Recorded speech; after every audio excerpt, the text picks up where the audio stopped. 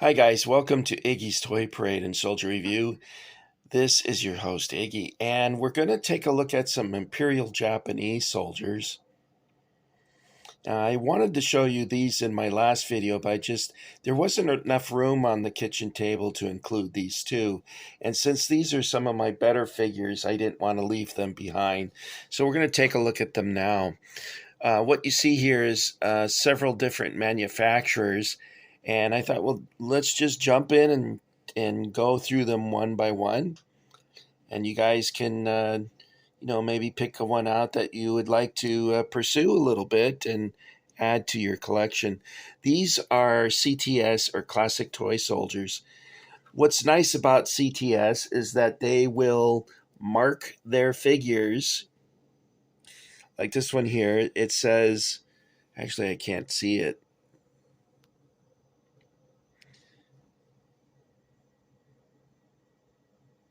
Anyway, it says CTS. I think it gives the year that they were copyrighted, 1996. And it says that they were made in China. Now, we got some pretty cool poses here.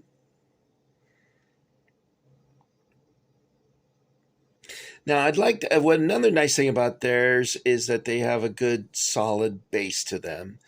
And if you've tried to set up a figure that had no base or a weak base, you know what I'm talking about. They fall over too easily. But let's do some comparison here. What I have is two different riflemen. One by CTS, which I just showed you, and this one here, which was done by Toy Soldier San Diego. It also has a nice base. It's a nice thick base, and has some detail in it that I like, is some palm fronds. Do you remember Hans and Franz? Well, I am Franz and I am on the ground. Get out of there, there's a bomb. I don't know what I'm talking about. I think between the two of them, I prefer the Toy Soldiers at San Diego figure. But this is a good addition to your collection, because when you're setting up dioramas or posing figures to photograph, you want a variety of poses, I would think. So there we have it, CTS. Next up on the block is, now this is kind of strange what we have here right now, and I'll explain that in a minute. These are done by 21st Century Toys under their Ultimate Soldier banner, and they got some great poses. And what's nice about them is that they are clearly marked who the manufacturer is, although I can't see it. It looks like it says 2003. I'm not sure. I can't see it. They have great detail on their bases.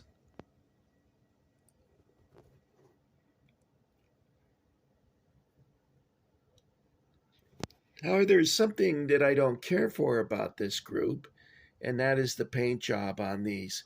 I have, I think, 3 or 4 other boxes of these. I showed them to you already in previous videos.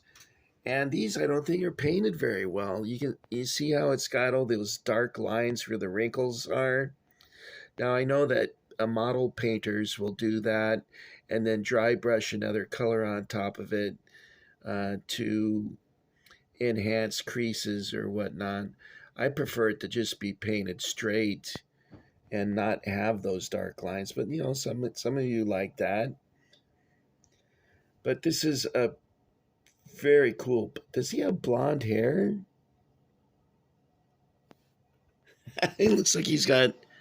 Guys, are you seeing this too? Does he have blonde hair? He looks like a European.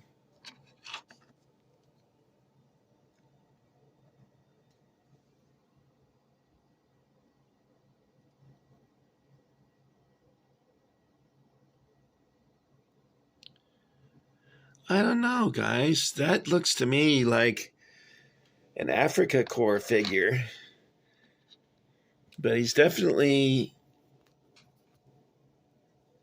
got a Japanese hat on. I don't know what happened there, but do you guys see that too, or is it my imagination? Does that look like a European to you? European, but I'm not a peon. I'm a poopin'. I'm pooped out now. The helmet should be like an OD green. It just they're not painted very well, I don't think, which is surprising because all the other sets I have, they look really good. And these are great poses. Although for some reason they always make the samurai sword look like a machete. I don't know if that was deliberate or accidental. Next up is Britain's Deetail.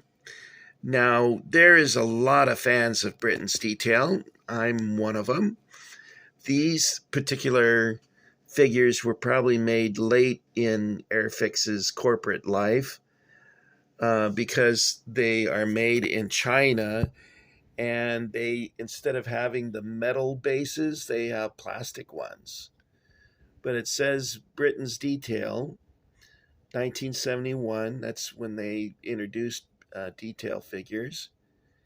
And it says that they're made in China. I would guess they're probably made in Hong Kong, especially since Hong Kong is like the toy shop of the world. But they have really great poses, with the exception of one. The rifles appear to be a little short. See that? It's a little bit on the short side for an Arisaka rifle. And this machine gun that he's holding looks like a space gun. See that? Looks like he's holding a space gun. I'm not sure if it's my vision that's not seeing this correctly, or if it's not focusing. It's supposed to focus automatically. He does not look Japanese, though. He looks European. Anyway, these Deetail figures are nice. Now, these are expensive online. I put in a bid on, I think it was 8 figures, and there was a bidding. I dropped out early in the bidding because the price started to go up way too high. And they ultimately sold for $80. Can you imagine that? 8 figures for $80, $10 a piece. That's a little rich for Iggy's pocketbook, I'm afraid. This is one of my favorite poses right here of the officer. And it looks like he's holding a revolver or something instead of a Nambu. Next up is Toy Soldiers San Diego. Now, these are really nice. And they have plain helmets and also helmets with nets. You got a camouflaged helmet. So these are pretty cool. And notice that his sword is also like a machete. I like the palm fronds on the bases. Let's see what it says on the bottom.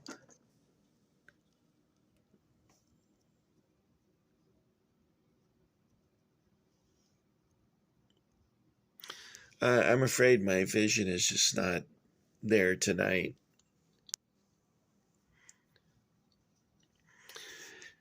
So I would like to share with you share and show.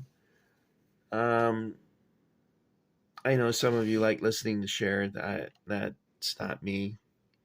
I used to get bothered when she would make fun of Sunny. I know that was their shtick for their show, but it just felt uncomfortable to me. It's I don't like watching couples squabbling. By the way, I'm a cashier, and very rarely do I see couples that treat each other with respect. The they talk very badly to each other.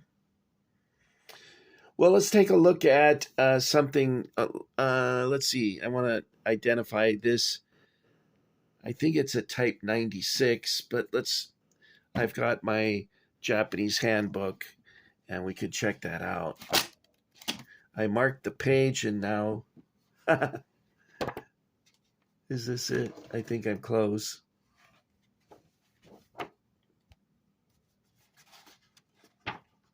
Here we are.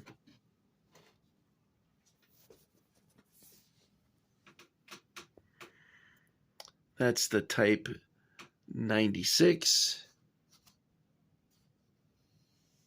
And it's a light machine gun. It was developed in 1936, and it was 6.5 millimeter ammunition. It had a gas-operated, magazine-fed, air-cooled, full automatic light machine gun. And it says here in my reference that Model 96 is stamped on the top of the receiver. So that's pretty cool. Another thing I wanted to show you, I don't have the figure right now, but I wanted to show it to you because it's kind of neat. Did I mark the, I thought I marked the page.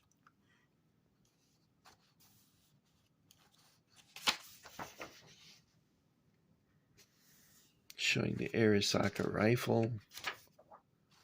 There's the Nambu pistol, but maybe he's holding this one. I like pistols like that. I'd like to get a shoulder holster with one of those. Now you can see that their rifle looks like it's a carbine, like this. If you see that, here, let me take him down and have you look at his rifle. So you can see it's a short one like this.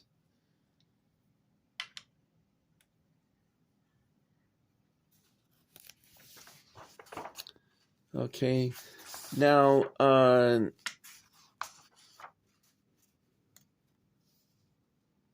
guessing that this is supposed to be something, I don't know, guys. It's kind of a weird, I think it's something they just made up. Now, you guys heard of knee mortars. Well, a knee mortar is actually not a knee mortar. It's a 50 millimeter grenade discharger. I'm sorry, I didn't have it on there.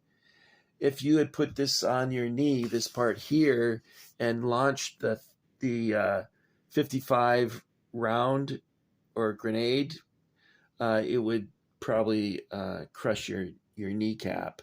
Here's a pouch with the different mortar rounds or grenade rounds, and this bag here was for holding the launcher.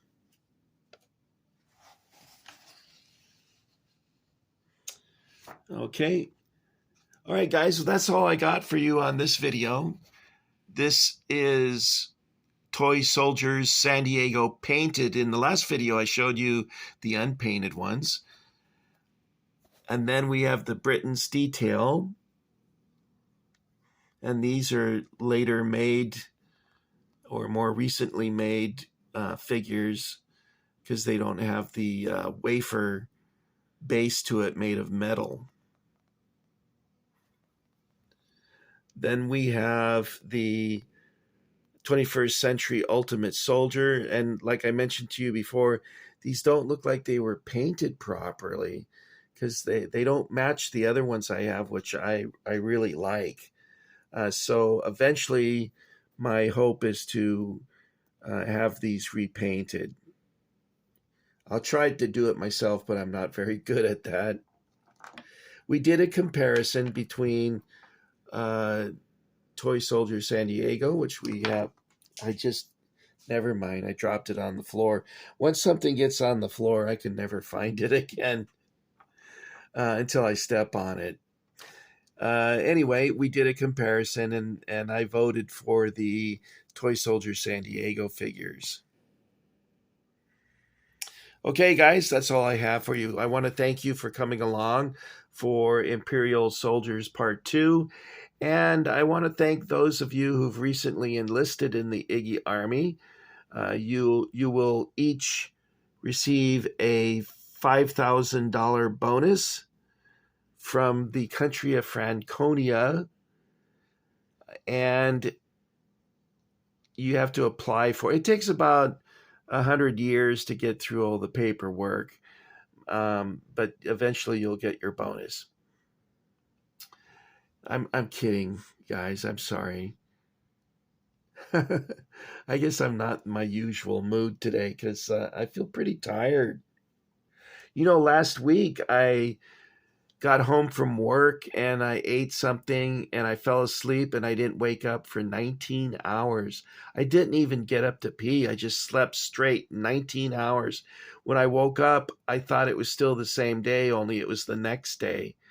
And that really startled me. I think I'll talk to the cardiologist about that one. Anyway, what was I saying? I was saying goodbye. I want to thank you, those of you who've recently joined up. I hope I didn't lose any of you with my stumble bumble presentations. The reason they're kind of stumble bumble is because I don't use a script and I just kind of wing it.